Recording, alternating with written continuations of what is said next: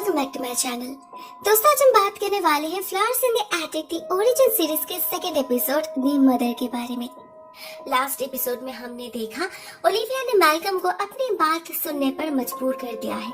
इसके आगे जो कुछ भी होगा इस घर में वो उसके प्लान के अकॉर्डिंग होगा, और अगर ऐसा नहीं हुआ तो वो सबको बता देगी कि मैल्कम ने अपने ही पिता का खून किया है और अपने सौतेली माँ का रेप भी। Of course, मैल्कम अपना नाम खराब करना नहीं चाहता था, तो वो मान जाता है, लेकिन हाँ, उसकी भी एक शर्त थी। उसकी होने वाली बेटी जो रिश्ते में उसकी स्टेपसिस भी होगी, उससे कुछ होना नहीं चाहिए। आफ्टर ऑल, उसी के लिए तो उसने इतना कुछ किया। गॉड नोस वो एक बेटी के पीछे इतना क्यों पागल है। नेक्स्ट एपिसोड की शुरुआत यहीं से होती है। ओलिविया सबके सामने अपनी प्रेगनेंसी अनाउंस करती है, जिसे सुनकर सभी हैरान हो जाते हैं, स्पेशली नेला। वो वापस आ चुकी थी। उसे तो समझ ही नहीं आ रहा था ओलिविया का पेट एक दिन में इतना कैसे फूल गया। दूसरी तरफ फेलिशिया की भी पैकिंग हो चुकी थी, तो वो सबके सामने अपना सामान लेकर निकल जाती है। सबको बताया जाता है वो पिट्सबर्ग जा रही है अपना घर बसाने। जब तक वहाँ सब कुछ तैयार नहीं हो जाता, क्रिस्टोफर यहीं रह गया। किसी को कोई शक नहीं होता। वो निकल जाती है और रात में लौट भी आती है। ओलिविया ऑलरेडी सब कुछ रेडी करके रखी थी। अलीशा को कमरा दिखाकर वो दरवाजा बाहर से लॉक कर देती है। उसे अपने दोस्त को ऐसे कैद रखना अच्छा तो नहीं लग रहा था, मगर ये उसी के प्रोटेक्शन के लिए था। मैल्कम से बचने का और कोई रास्ता तो नहीं था। मगर इतना कुछ करके भी ओलिविया मैल्कम को रोक नहीं पाती। रात के अंधेरे में हम उसे अलीशा के कमरे में देखते हैं, और सुबह होते ही ओलिविया को इसकी भनक लग जाती है जब वो मिसेस टेनर और नेला की कन्वर्सेशन ओवरहियर कर लेती है। मिसेस टेनर कह रही थी कि उसने कल रात ईस्ट विंग से किसी की रोने की आवाज सुनी है, किसी लड़की की। वहाँ जरूर कुछ गड़बड़ चल रहा है, और ओलिविया के प्रेगनेंसी को लेकर शक तो उसे पहले से ही था। ओलिविया इस शक को बनने नहीं दे सकती थी, तो वो उसी वक्त मिसेस टेनर को काम से निकाल देती है और उनका पोस्ट दे देती है नेला को। उसकी सैलरी भी बढ़ा देती है, और साथ ही साथ सभी सर्वेंट्स को ईस्ट विंग की तरफ जाने से मना भी कर देती है। तभी बातों बातों में नेला ओलिविया को इन्फॉर्म करती है कि आज सुबह से लाइब्रेरी वाले एटिक का दरवाजा खुला मिला था। ओलिविया तो चौंक जाती है। उसे पता जो नहीं था वहाँ भी एक सीक्रेट एंट्री है। मतलब कल रात उसने जो आवाज सुनी थी वो सच में मैल्कम की थी। वो उसी वक्त नेला को वो दरवाजा सील कर देने के लिए कहती है और खुद जाती है इस प्रॉब्लम का सलूशन ढूंढने। मैल्कम को खूबसूरत चीजें पसंद है, इसलिए वो अलीशा के पीछे पड़ा है। लेकिन अगर वो और खूबसूरत ना रहे तो? ओलिविया उसके सारे बाल काट देती है। अलीशा पहले तो मना करती है, मगर फिर ये सोचकर राजी हो जाती है कि इसके बदले उसे चैन की नींद तो मिलेगी। ओलिविया का प्लान तो सक्सेसफुल रहता है, मगर मैल्कम इस बात को इजीली हजम नहीं करता। वो एक लेटर लिखता है वेस्टमूलर सैनिटोरियम नाम के एक मेंटल असाइलम में भेजने के लिए। इसमें लिखा था मैल्कम की पत्नी मिसेस ओलिविया फॉक्सवर्थ की मेंटल कंडीशन ठीक नहीं है। जब से उन्हें पता चला है वो इनफर्टाइल है, वो पागल की तरह सलूक कर रही है, इवन प्रेग्नेंट होने का नाटक भी। ऐसे में बस उनका ट्रीटमेंट ही उसे ठीक कर सकता है। ये एक थ्रेट था ओलिविया के लिए। उसे ये समझाने के लिए असली पहाड़ अभी भी मैल्कम के हाथ में ही है। अगर ओलिविया ने फिर कुछ ऐसा किया तो वो इस लेटर को पोस्ट कर देगा। जवाब में ओलिविया उसे याद दिलाती है कि उसके पास गार्लैंड के खून का लिविंग प्रूफ है। अलीशा वो पुलिस को गवाही जरूर देगी, लेकिन मैल्कम भी अपने असली रूप में आ चुका था। वो एक सीजर लेकर उसके पेट में घुसा देता है। कहता है वो चुप है, इसका मतलब ये नहीं कि उसने हार मान लिया है। अगर जरूरत पड़े तो वो ओलिविया और अलीशा दोनों को ही खून कर सकता है, और पुलिस का मुंह बंद करना उसे अच्छी तरह से आता है। ओलिविया बहुत ज्यादा डर गई थी। उसके फेक बेबी बम के कारण सीजर्स उसके पेट तक पहुंच नहीं पाई थी, लेकिन अगर सच में घुस जाता तो? इस आदमी से पंगा लेना कहीं भारी न पड़ जाए। उस वक्त मैल्कम को तैयार होकर कहीं जाते देख ओलिविया उसका पीछा करती है। पता चलता है वो ब्रोथल में जा रहा है। ओलिविया जब छुपके से उस पर नजर रख रही थी तो उसे एक लड़की देख लेती है। उसे लगता है ओलिविया शायद अपना बच्चा अबॉर्ट करवाने आई है।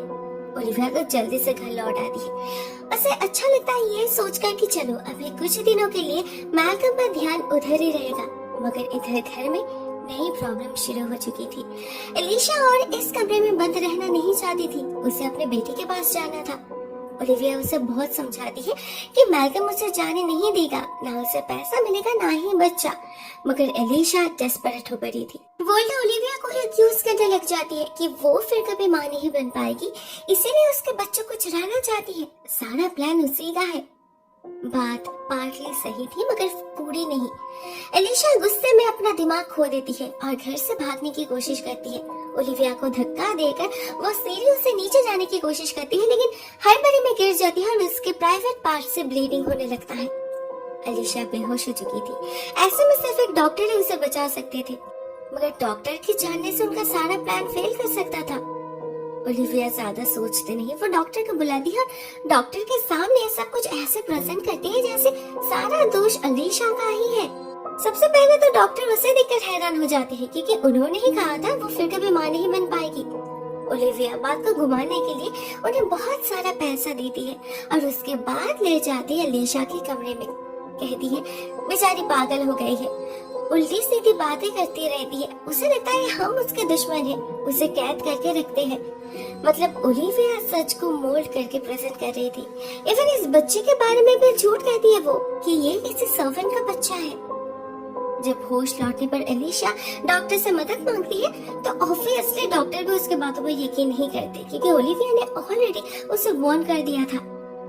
थैंकफुली माँ और बच्चे दोनों ही ठीक थे, लेकिन भागा दौड़ी में ओलिविया को पैर में चोट लग गई थी और अभी वो और एलिशा की देखभाल नहीं कर सकती थी। तो ऐसे में बस एक ही इंसान उसकी जगह ले सकता था, नेला। मगर जब नेला को यह बात पता चलती है वो बहुत ही बुरी तरीके से रिएक्ट करती है। ओलिविया के मुंह पर ही मना कर देती है। उसने कभी सोचा भी नहीं था ओलिविया कुछ ऐसा कर सकती है। उनकी दोस्ती पूरी तरीके से खत्म हो जाती है, मगर हाँ, एज एन एम्प्लॉय उसे अपने मिस्ट्रेस की बात तो माननी ही पड़ती है। यहाँ पर हमें पता चलता है नीला की बेटी सीलिया असल में मैल्कम की बेटी है। सालों पहले जब टीनेजर नेला इस घर में नई नई काम करने आई थी, तभी मैल्कम ने उसका रेप किया था। नेला अभी भी इस घर में है क्योंकि मैल्कम सीलिया की स्कूलिंग प्रोवाइड कर रहा है, नहीं तो वो कब के भाग जाती। नेला एलिशा को भी वही कहती है, फालतू में इनका गुस्सा अपने ऊपर निकालने का कोई मतलब नहीं। ऐसे कुछ दिन बीत जाते हैं और एलिशा एक बेबी गर्ल को जन्म देती है। मैल्कम का सपना पूरा हो चुका था, उसे उसकी कुरीन मिल चुकी थी। एलिशा को कुछ दिनों के बाद ही आजाद कर दिया जाता है, क्रिस्टोफर और प्रॉमिस्ड अमाउंट के साथ। जाने से पहले ओलिविया से वो बस एक ही बात कहती है, अपने बेटी का ख्याल रखना। देखना मैल्कम उसे भी अपना शिकार बना न पाए, ऐसे आदमी पर कोई भरोसा नहीं। ये बात ओलिविया भी जानती थी, साथ में ये भी कि इस प्रॉमिस को रखना आसान नहीं होगा। देखते देखते 16 साल बीत जाते हैं और हम पहुंच जाते हैं कुरीन के 16th बर्थडे पार्टी में। सभी बच्चे बड़े हो चुके थे, ओलिविया के 2 बेटे मैल, चॉल और कुरीन भी। वो देखने में बिल्कुल अपनी माँ जैसी हुई है, बहुत ही ज्यादा खूबसूरत। तो जाहिर से बहुत सारे लड़के उसके दीवाने फिरते थे। उनमें से एक था रॉकफोर्ड टेलर। कोरीन उसे पसंद करती थी। पार्टी में वो आया भी था, मगर मैल्कम अपने बेटी को उसके साथ देखकर हजम नहीं कर पा रही थी। जेलसी उसके आंखों में छलक रही थी। ऑन द अदर हैंड हम मैल को देखते हैं। उसकी फियांसे हेलेन एक बहुत ही रिच फैमिली से बिलोंग करती है, मगर मैल उसे वैसी लाइफस्टाइल प्रोवाइड नहीं कर पा रहा क्योंकि उसके पास पैसे ही नहीं है। मैल्कम उसे 40 कौड़ी तक नहीं देता और उसने उसके नाम पे जो ट्रस्ट फंड बनाया था वो मैल को 25 साल से पहले नहीं मिलने वाला। मांगने की हिम्मत भी नहीं है उसमें। वो अपने माँ से बहुत क्लोज है, वो उससे इस बात को शेयर करता है, लेकिन ओलिविया इसमें कुछ नहीं कर सकती। वो तो खुद ही मैल्कम के टर्म्स पे चलती है। उनका रिश्ता कितना अजीब है, कितना खराब है, वो सबको दिखता है। सबको पता है ओलिविया खुश नहीं है। मैल्कम जैसे इंसान के साथ रहना किसी के लिए भी आसान नहीं है।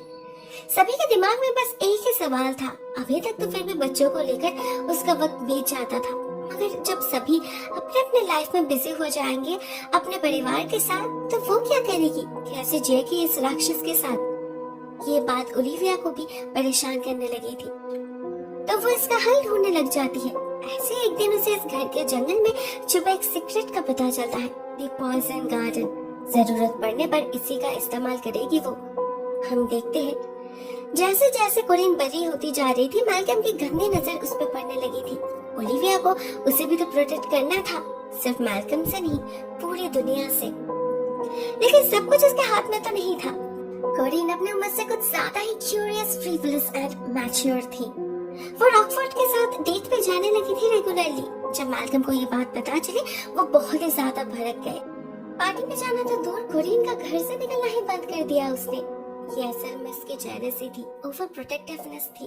वो कोरिन को शेयर करना नहीं चाहता था, और ये बात सिर्फ और सिर्फ ओलिविया को समझ आ रही थी। मैल्कम से अगर हो सके तो वो कोरिन को खुद से कभी दूर करेगा ही नहीं। लेकिन ओलिविया ऐसे होने नहीं दे सकती थी। ये नेचुरल नहीं है, नॉर्मल नहीं है। वो चाहती थी उसकी बेटी एक नॉर्मल लाइफ लीड करे, उसकी खूबसूरती कहीं उसके लिए कर्ज न बन जाए। घर में वो सेफ नहीं थी, तो उसका बाहर निकलना जरूरी था, जिससे वो इस दुनिया के तौर तरीके जान पाए, अच्छा बुरा समझ पाए, लड़कों को समझ पाए। तो ओलिविया उसे बाहर जाने की परमिशन दे देती है, खुद चाहती है उसे ड्रॉप करने। मगर इसका अंजाम अच्छा नहीं होता। कोरिन कुछ ज्यादा ही आगे बढ़ जाती है और प्रेग्नेंट हो पड़ती है, और ओलिविया उसे ले जाती है उसी ब्रॉथल में जहां मैल्कम कभी जाता था। वहाँ कोरिन का अबॉर्शन हो जाता है। किसी को कुछ पता ही नहीं चलता। एटलीस्ट उन्हें तो वही लगा था, बट इन रियलिटी वो लोग मैल्कम के नजरों से बच नहीं पाते। उसकी नजर हमेशा कोरिन पर चुराती है। इसका सारा दोष वो ओलिविया पर डालता है। उसी के कारण कोरिन इम्प्योर हो गई। इसका बदला तो वो जरूर लेगा। फिर से एक बार कोरिन का घर से निकलना बंद कर दिया जाता है। इवन वो मैल की शादी के लिए शॉपिंग करने में नहीं जा पाती। एट द सेम टाइम इस घर में कुछ और भी हो रहा था। ओलिविया अपने बेटे को लेकर इतनी बिजी हो पड़ी थी कि उसे अपने बाकी के 2 बच्चों की जिंदगी में आए हुए बदलाव नजर नहीं आ रहे थे। उसे पता नहीं चल रहा था उसका छोटा बेटा ज्वेल एक गे है, और उसे उनके घर में काम करने वाले एक मैकेनिक हैरी से प्यार भी हो चुका है। एंड कोइंसिडेंटली हैरी सीरिया का स्टेपसन है। एक दिन बातों बातों में हैरी से ज्वेल को उस रूमर के बारे में पता चल जाता है जो शहर में ऑलमोस्ट सभी को पता है सिवाय ओलिविया के। उसे पता चल जाता है कि सीरिया उसकी हाफ सिस्टर है। वो अपने सिबलिंग से भी इस बात को शेयर करता है, तो कोरिन कहती है उसे तो बहुत पहले से ही पता था।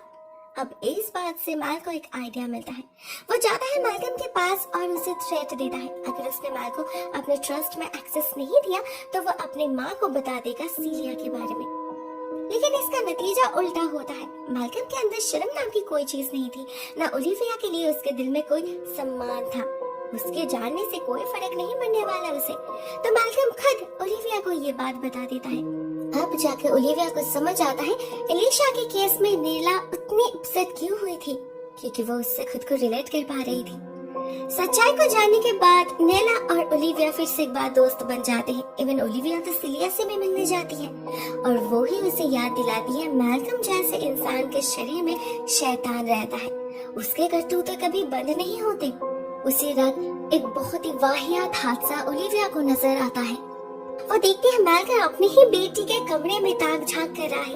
एक बाप होकर अपने बेटी को कपड़े चेंज करते हुए देख एंजॉय कर रहा है। ओलिविया समझ जाती है सीरिया कितनी सही थी। ऐसे आदमी के पास रिश्तों की कोई कीमत नहीं। वक्त हो चुका है उसके रोकने का। मैल्कम को इससे आगे बढ़ने दिया गया तो पता नहीं क्या हो जाएगा। तो वो उसी पॉइजन गार्डन का सहारा लेती है और कुछ प्लांट्स तोड़कर अपने साथ ले आती है घर। उनका वो क्या करती है वो तो नहीं पता, मगर उस रात खाते वक्त मैल्कम अचानक ही बेहोश होकर गिर जाता है। वो चोक करने लगा था। फॉर्चुनेटली उसे ज्यादा कुछ नहीं होता। डॉक्टर एक इंजेक्शन देते हैं और कुछ ही घंटे के अंदर उसका होश लौट आता है।